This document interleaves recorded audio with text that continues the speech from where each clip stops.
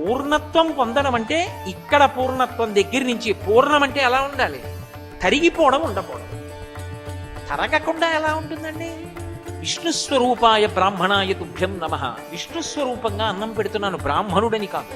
ఆయన ఇలా బయటికి వెళ్ళాడు, ఆవిడ విస్తరెత్తింది. భోజనం పెట్టడం ఎంత గొప్పో విస్తరెత్తడం అంత గొప్ప.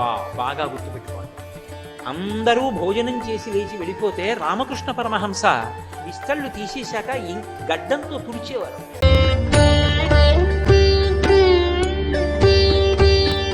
పూర్ణము అన్న మాటకు అర్థం నిండుగా ఉండుట. అందుకే మనకి సనాతన ధర్మంలో లేదు అన్న మాట వాడరు.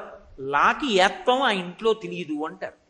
ఏమైనా అడిగితే ఒకవేళ నిజంగా లేవనుకోండి, నిండుకున్నాయండి అంటారు. మంగళప్రదంగా చెప్తారు. అయ్యా మీ ఇంట్లో కొద్దిగా ఉప్పు ఉందేమిటి, ఉప్పు అసలు లేదన్న మాట వాడరు. అయ్యా మీ ఇంట్లో కందిపప్పు ఉందేమిటండి అన్నారు అనుకోండి, అయ్యో నిన్ననే కందిపప్పు నిండుకుందే అంటారు. నిండుకుందే అంటే లేదు అన్న మాట వాడకుండా నిండుకుంది అంటే కందిపప్పు లేదు అని ఇంకొకలా చెప్పినట్టు తప్ప అమంగళకర వాక్కు ప్రయోగించరు. అలా పూర్ణత్వం పొందడం అంటే ఇక్కడ పూర్ణత్వం దగ్గర నుంచి పూర్ణం అంటే ఎలా ఉండాలి? తరిగిపోవడం ఉండకూడదు. తరగకుండా ఎలా ఉంటుందండి? తరగకుండా ఉంటుంది. రెండు కారణాల చేత ఉంటుంది. ఒకటి, భగవత్ అనుగ్రహం ఉంటే మీరు ఎంత ఖర్చు పెడుతున్నారో అంతా వస్తుంది. ఎలా వస్తుంది అంటే నూతిలోకి నీరు వచ్చినట్టు. నూతిలో నీరు తోడుతూనే ఉన్నాడు, జలం పుడుతూనే ఉంది. ఎక్కడి నుంచి నీరు వచ్చింది నీకు తెలియదు, తోడడం ఒక్కటే నీకొచ్చు. అలా ఎంతమందికి ఎన్ని పెట్టు ఆ ఇంట సమృద్ధి కలుగుతూనే ఉంటుంది. దేని చేత? దేని చేత ఈశ్వరుడు ఆ శక్తిని ఇస్తాడో తెలుసా? ఆ ఇంట ఎప్పుడో ఎవరో ఒక మహాత్ముడు కాళ్ళు కడుక్కున్నాడు, దానికి ఇస్తాడు ఆ శక్తి. కాళ్ళు కడగడం అన్న మాట అర్థం ఏంటో తెలుసా? అందుకే ఒక మాట అడుగుతారు, మీ ఇంట పెద్దలు ఎవరైనా కాళ్ళు కడిగారా అంటారు. పెద్దలు కాళ్ళు కడుగుతా అన్న మాటకు అర్థం ఏంటంటే బురదంటుకుందని కడుక్కోవడం కాదు. అన్నం తింటే వాళ్ళ ఇంట్లో భోజనం చేస్తే వాళ్ళ ఇంట్లో కాళ్ళు కడుక్కుని వెళ్ళిపోతారు. అసలు ఎప్పుడు భోజనం చేసినా కాళ్ళు కడుక్కోవాలి. కాళ్ళు కడుక్కుని వెళ్ళిపోయారనుకోండి, అలా తనని నమ్ముకున్నటువంటి పరమ భాగవతోత్తముడు ఒకడు ఇంటికి వచ్చి ఏదైనా తిని కాళ్ళు కడుక్కుని వెడుతున్నాడు అనుకోండి, సింహాసనంలో ఉన్న పరమాత్మ పరవశించిపోతాట. వాడు కోరుకున్నవాడు కాడురా, వాడికి నేనున్నాను. వాడేం లేక కోరుకుని ఇళ్ళు తిరిగేవాడు కాడు. వాడు ఏదో నా కార్యం మీద వచ్చాడు, నా కార్యం మీద వచ్చిన వాడికి అన్నం పెట్టావు, వాడి కడుపు నిండింది, వాడు ఎంత సంతోషించాడో. వాడు నీ ఇంట కాళ్ళు కడుక్కుని వెళ్ళిపోయాడు. వాడు కాళ్ళు కడుక్కుని వాడు బ్రేవుమని తేనిస్తే, రామాయణంలో చెప్తారు, వాడు బ్రేవుమని తేనిస్తే దేవతలందరూ కూడా పరిపుష్టి కలగాలి ఇంటికని ఆశీర్వచనం చేస్తారు. వాడి కడుపు నిండింది. అందుకు భాగవతంలో నందుడు అంటాడు, ఊరకరారు మహాత్ములు వా రథముల ఇండ్ల కడకు వచ్చుటలెల్లం కారణము మంగళములకు మీరొచ్చుట శుభము మాకు నిజము మహాత్మ అంటారు. పూర్ణ, పుష్కళ ఈ రెండు అయ్యప్ప స్వామి యొక్క భార్యలు వైదికంగా. ఆయన బయట బ్రహ్మచారి, కానీ వైదికమైన పూజ యందు ఆయన పూర్ణ పుష్కళాంబా సమేత అయ్యప్ప స్వామి పరబ్రహ్మణే నమః. పూర్ణము అంటే నిండి ఉన్నది. తరగలేదా? మరి ఇతరులకు పెడితే తరగదా? తరగవలసిన అవసరం లేదు. ఈశ్వరుడు పూర్తి చేసేస్తుంటాడు, ఇచ్చేస్తూ ఉంటాడు. డొక్కా సీతమ్మ గారిని తూర్పుగోదావరి జిల్లాలో మహాతల్లి, అందరికీ అన్నం పెట్టేది, నిరతాన్నదాత. ఒకప్పుడు వాళ్ళింట్లో అన్నం తినడానికి కూడా లేకుండా అయిపోయింది. ఆవిడికి ఒంటి మీద ఇంకా ఒక కంటె ఒక్కటే మిగిలిందంతే. ఓ రోజున బ్రాహ్మణుడు వచ్చాడు, బ్రహ్మచారి ఎక్కడి నుంచో, సీతమ్మ ఆకలిస్తోంది అన్నం పెట్టమ్మా అన్నాడు. ఆవిడ విస్తరి వేసి అన్నీ వడ్డించి అయ్యా ప్రారంభించింది.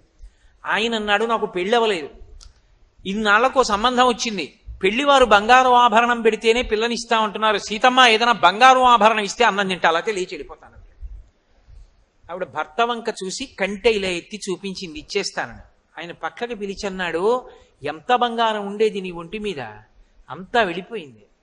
ఇప్పుడు ఉన్నదొక్క కంటె, అది కూడా ఇస్తానంటున్నావు, ధూర్త బ్రాహ్మణుడు.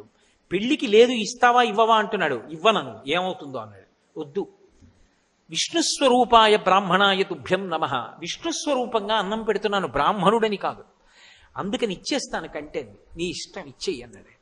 ఆమె కంటె తీసి ఆయనకి ఇచ్చేసింది. ఆయన అరిటాకు కింద పెట్టి ఆ ఔపోసన పట్టి భోజనం పూర్తి చేసి ఉత్తరాపోసనం పట్టి లేచి వెళ్ళిపోయాడు.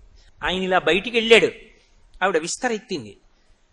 భోజనం పెట్టడం ఎంత గొప్పో విస్తరెత్తడం అంత గొప్ప. బాగా గుర్తుపెట్టుకోండి. భోజనం పెట్టడం కన్నా విస్తరెత్తడమే గొప్ప. ఎందుకంటే ఒక్కొక్క ఇంట్లో భోజనం పెట్టి పనిపిల్లని పిలుస్తారు విస్తళ్ళు తీసేయమని, ఫలితం వాళ్ళకి వెళ్ళిపోతుంది. ఎవరు తీస్తారు అంటే యజమాని తీస్తాడు. నేను ఈ విషయం గొప్పకి చెప్పుకుంటున్నాను అనుకోకండి. నా ఇంట నేను ఎప్పుడైనా ఎవరికైనా పరమాత్మ నాకు దేవతార్చన చేసే శక్తినిస్తే వాళ్ళ విస్తళ్ళు నేనే ఎత్తుతాను. ఎందుకనంటే అది గొప్ప కోసం కాదు. అందరూ భోజనం చేసి లేచి వెళ్ళిపోతే రామకృష్ణ పరమహంస తన గడ్డంతో విస్తళ్ళు తీసేశాక గడ్డంతో తుడిచేవారు. ఎందుకంటే చేత్తో తుడవచ్చు కదా అంటే ఆయన అనేవారు, పరదేవత ఇన్ని చేతులతో అన్నం తింది, మా అమ్మ అన్నం తిన్నప్పుడు పడ్డ ఎంగిలి మితుకులు చేత్తో తుడవన, మెత్తటి గడ్డంతో తుడుస్తానని తుడిచేవారు. ఆ రోజు రాత్రి శ్రీ మహావిష్ణువు స్వప్నంలో దర్శనమిచ్చారు. సీతమ్మ, నీ చేతి అన్నం తిందామనుకున్నాను, చిన్న పరీక్ష పెట్టి తిన్నాను. అందరికీ అన్నం పెట్టే నారాయణమూర్తికి అన్నం పెట్టావు సీతమ్మ, ఇవాళ నీ జన్మ ధన్యం. నీ ఇంట లేకపోవడం అన్నది ఉండదు. మీ ఆయన బెంగ పెట్టుకున్నాడు ఐశ్వర్యం అంతా అయిపోయిందని. అక్కర్లేదులే, ఎంత పెట్టారో అంతా మీకు దొరుకుతుందన్నాడు. మీ ఇంట అన్నదానానికి లోటు లేనంత దొరుకుతుంది, బెంగ పెట్టుకోకన్నాడు. ఆ రోజు సాయంకాలం ఎప్పుడూ దున్నే పొలమే, 50 ఏళ్ల నుంచి దున్నుతున్నాడు ఆయన. వెళ్ళి గుణపం పెట్టేదో తవ్వుతున్నాడు. ఠంగున శబ్దం వచ్చింది. చీకటి పడుతోంది. బిందె పైకి తీసి, ఏమిట్రే బిందె వాసిని కట్టిందని ఇంటికి తెచ్చి గుడ్డ విప్పి వంపారు. బంగారు కణికలు పడ్డాయి అందులోంచి.